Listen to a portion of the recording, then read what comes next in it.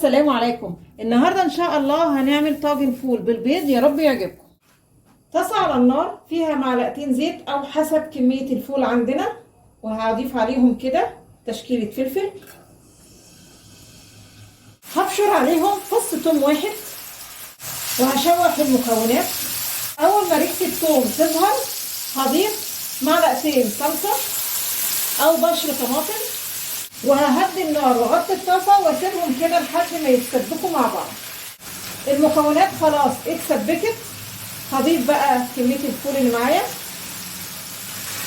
وهضيف كزبره وكمون واظبط الملح. هغطي الطاسه تاني على الفول علشان الفول ياخد تسبيكه برضو مع المكونات اللي احنا كنا ضايفينها. تمام قوي، وهطفي على كده. هجيب الطاجن الجميل بتاعنا واضيف عليه بقى الفول الجميل ده. هضيف كده بيضتين 3 على وش الطاجن، اعمل بس مكان للبيضه كده.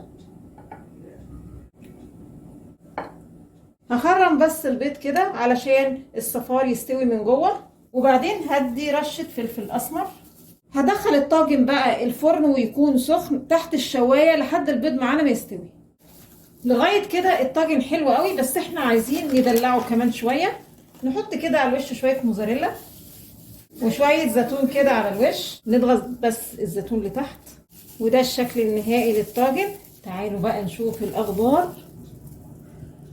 عايزه اقول لكم بيبقى طعمه جميل جدا جدا، وشكله يعني لوحده يفتح النفس. يا رب النهارده طاجن الفول يكون عجبكم، ولو عجبكم الفيديو فضلا الاشتراك في القناه.